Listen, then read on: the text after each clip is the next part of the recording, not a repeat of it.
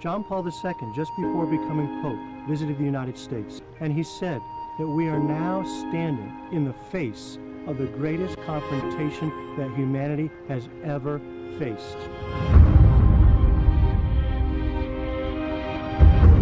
He said that he thought that most of the American society didn't even realize that we were in the midst of this crisis.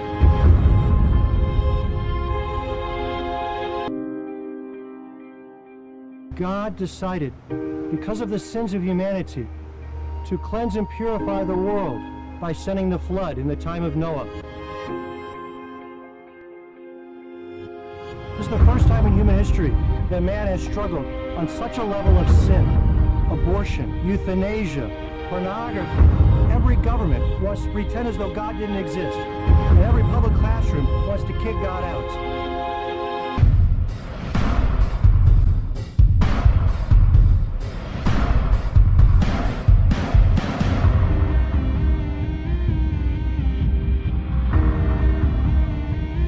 Many people think that the times we're living in now are worse than, even 1,000 times worse than, the time of the flood.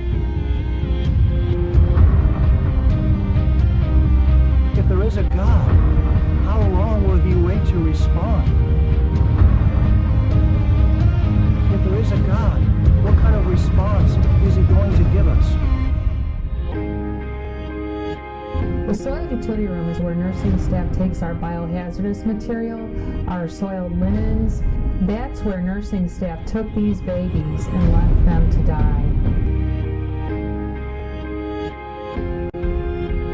John Paul II said that the greatest historical confrontation that we are now facing is the one between the church and the anti-church, between the gospel of Jesus Christ and the anti-gospel, between the culture of life and the culture of death.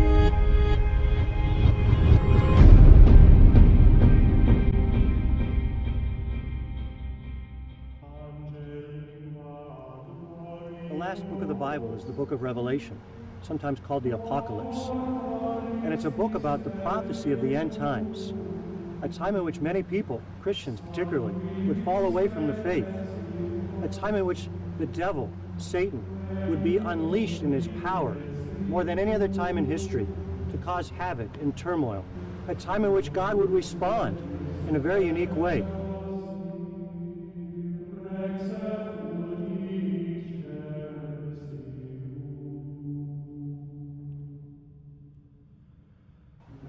Just over 100 years ago, Pope Leo XIII was finishing Mass, and he saw a vision. And in that vision, Satan was arguing with Jesus Christ. And he said, "Give me more time and more power, and I will destroy your church once and for all." And so Jesus responded, and he said, "I will give you more power than you've ever had, and I give you 100 years. This has been called the 100 years reign of Satan. And many people believe it began somewhere around the beginning of the 20th century, which means that we're coming to the time of its culmination and completion.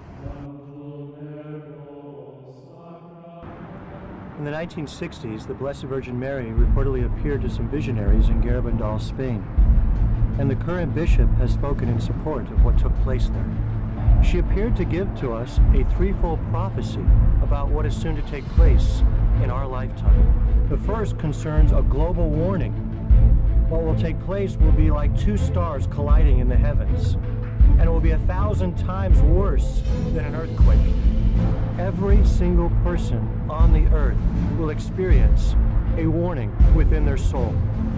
It will be like a correction of conscience. Every person will become aware of their sins and how they have offended God. And it will be one of the greatest acts of God's mercy for the whole world. The second will be a great miracle that will take place in Guerra, Spain within 1 year of the warning. Everyone present will be cured and healed, and unbelievers will be converted. The third prophecy of Guerra concerns a chastisement.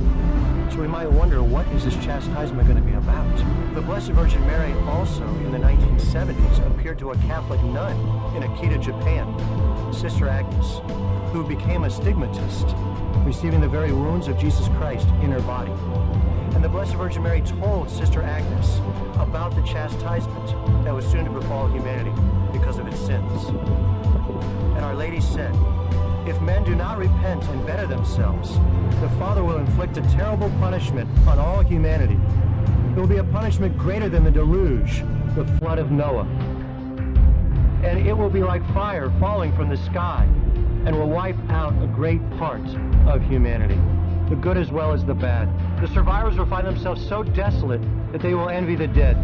Our Lady continues saying, "With the rosary, pray for the Pope, the bishops, and the priests, because the devil will infiltrate even into the church herself. If sins increase in number and gravity, there will be no longer pardon for them. But alas, Our Lady of Akita says, those who entrust themselves to me will be saved."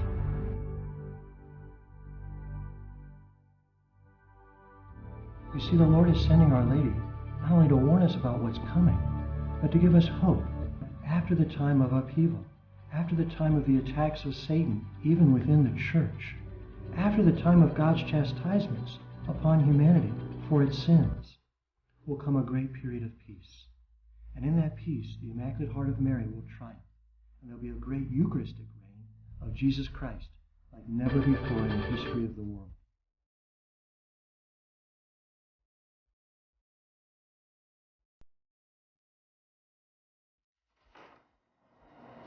To learn more, buy the book.